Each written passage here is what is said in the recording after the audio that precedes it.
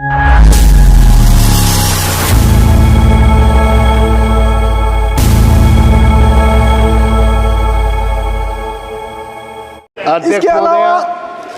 अलावा अध्यक्ष महोदय, आपने वर्ष 2024-25 वित्त बजट पर मुझे बोलने का मौका दिया, इसके लिए मैं आपका आभारी हूँ। महोदय जी, भारत सरकार द्वारा लाया गया बजट बहुत अच्छा है और हर तबके के लोगों को ख्याल रखकर बनाया गया हो, ऐसा मुझे लगता है। पर हमारे प्रदेश के लिए इसमें विशेष कुछ नहीं है। हम केंद्र से संचालित हैं तो हमारा विशेष ध्यान रखना चाहिए था। महोदय जी, बजट में लाई गई योजनाएं धरातल पर इम्प्लीमेंट नहीं होती तब तक इसका फ़ायदा नहीं होता। हमारे प्रदेश में बिल्कुल ऐसा ही हो रहा है। हमारे प्रदेश के प्रशासक जी के अड़ियल रवैये और गलत नीतियों के चलते सरकार की योजनाएं लोगों तक पहुंच नहीं पा रही है, जिसका खामियाजा हमारी जनता भुगत रही है। महोदय जी, मैं अपने प्रदेश की कुछ मुद्दों को आपके ध्यान आकर्षित कराना चाहता हूं। सरकार रोजगार देने की बातें करती है, पर हमारे यहाँ लोगों के रोजगार छीने जा रहे हैं। कितनी सारी सैंक्शन पोस्ट खाली पड़ी हुई है पर भरी नहीं जाती है। युवाओं को सालों साल कॉन्ट्रैक्ट पर काम करवा कर जॉब से निकाल दिया जाता है। जिन्होंने कोरोना काल की महामारी में अपनी जानों की परवाह न करते हुए अपने परिवारों को भी जान की परवाह नहीं की और उनको भी काम करा कर उनको सालों साल काम करा कर नौकरी से निकाल दिया गया। सरकार टूरिज्म को बढ़ावा देने की बातें करती है और हमारे प्रदेश दमन और दीव में बस स्टैंड तक नहीं है। हमारा पहला प्रदेश है जहां बस स्टैंड तक नहीं है। आप सोचिए, ऐसे में पर्यटकों का सुधार होगा क्या? ऐसे पर्यटन को बढ़ावा मिलेगा?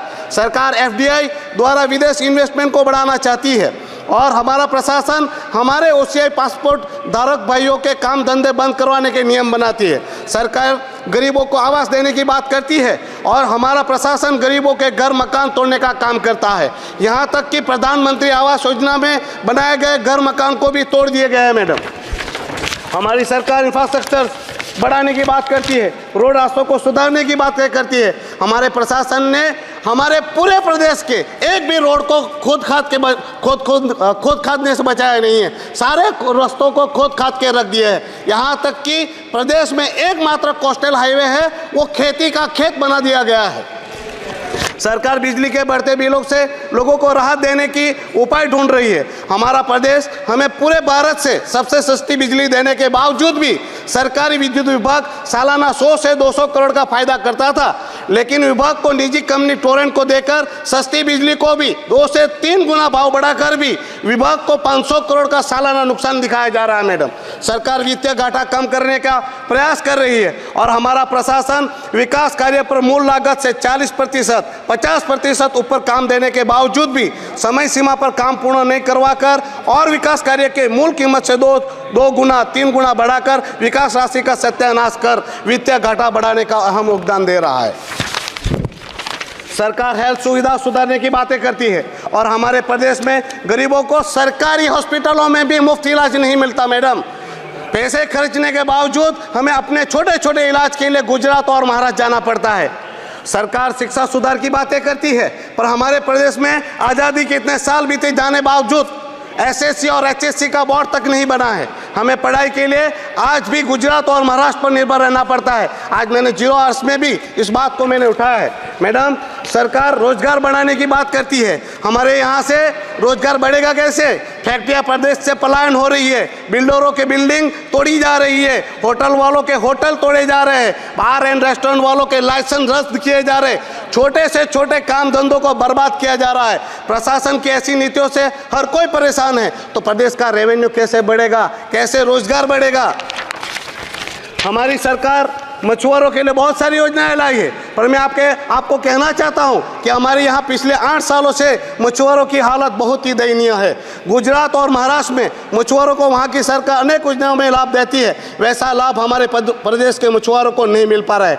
हमें बोट की खरीदी, नेट की खरीदी, वायरलेस की खरीदी, फ्रिज की खरीदी, इंजन की खरीदी जैसी खरीदी पर मच्छीमारी के बिजनेस के लिए जो हमें सामग्रियों की जरूरत पड़ती है, उस पर जो सब्सिडियां मिलती थी, जो मछुआरों को राहत मिलती थी, हमारे प्रशासन ने वो सारी सब्सिडियों को बंद कर दिया है, वो सारी सुविधाओं को बंद कर दिया। दुखद तो ये है कि भारत सरकार द्वारा मत्स्य संपदा योजना जो लागू की गई है, उस योजना का भी लाभ हमारे मछुआरों को नहीं मिल पा रहा है। प्रशासनिक लापरवाही के चलते मछुआरों को वर्ष 2022-23 और 23-24 में जो 14 महीने का डीजल का वेट की सब्सिडी का पैसा था वो भी नहीं मिला है। तोकते तूफान में मछुआरों को जो नुकसान हुआ है अब तक उनको भुगतान नहीं हुआ है। अरे मैडम, वहाँ तक कि मछुआरों की जो उत्थान के लिए समिति बनाई गई है, कोऑपरेटिव सोसाइटी, उस पर भी प्रशासन ने कब्जा कर रखा है। क्या ऐसे मछुआरों को उद्धार होगा?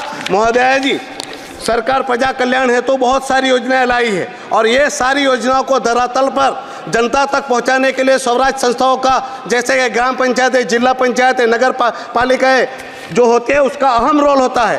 परंतु आपको कहना चाहता हूं, हमारे यहाँ स्वराज्य संस्थाएं जो संवैधानिक संशोधन 73 एवं 74 द्वारा जो पावर दिए गए स्वराज्य संस्थाओं को, वो सारे पावर प्रशासन ने छीन लिया है।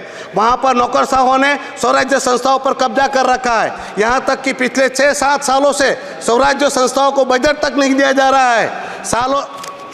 सालों से स्वराज्य संस्थाओं को बजट मिलता था, अब 6-7 सालों से उनको स्वराज्य संस्थाओं को बजट नहीं मिलता। 1-2 दफ़ा मैडम, 2-3 बातें हैं जो आपके समक्ष रखनी है।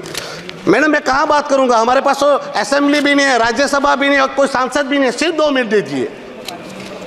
1-2 दफ़ा तो मैडम ऐसा हुआ कि मार्च के महीने में आखिरी दिनों में सुबह स्वराज्य संस्था के अकाउंट में पैसे डाले गए और शाम को उनके पैसे निकाल दिए गए। महोदया जी, आपसे निवेदन करना चाहता हूं, हमारे पास असेंबली तो नहीं है, हमारे पास सिर्फ स्वराज्य संस्था के नाम पर ग्राम पंचायतें, जिला पंचायतें, नगर पालिका ही है। तो उनको पावरफुल बनाया जाए और पूरा बजट देकर उनको विकास कार्य करने के लिए पूरा पावर दिया जाना चाहिए, ताकि सरकार की सारी योजनाओं को जन जन तक पहुंचाई जाए। मैडम, बिल्डिंग बनाने का काम प्रशासन ही करता है, होटल भी प्रशासन के लोग ही चलाते हैं, दारू भी प्रशासन ही बेचता है, स्वराज्य संस्थाएं भी प्रशासन ही चलाएगा। तो लोगों को रोजगार कहाँ से मिलेगा? लोगों को रोजगार कहाँ से मिलेगा? उनका रेवेन्यू कहाँ से जनरेट होगा? सरकार विविध योजनाओं द्वारा फ्री में बिजली देने की संकल्प कर रहा है।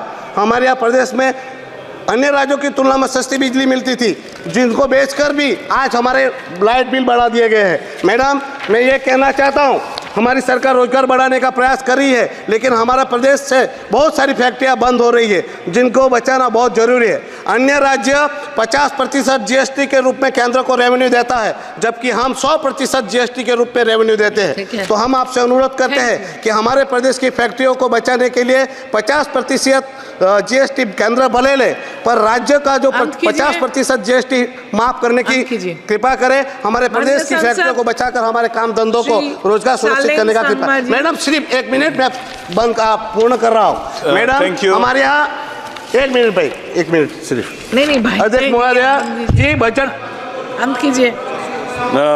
Thank you, Madam Chairman. Salam साहब बताइए। Thank you, Madam Chairperson. I would like to thank you for giving me this opportunity.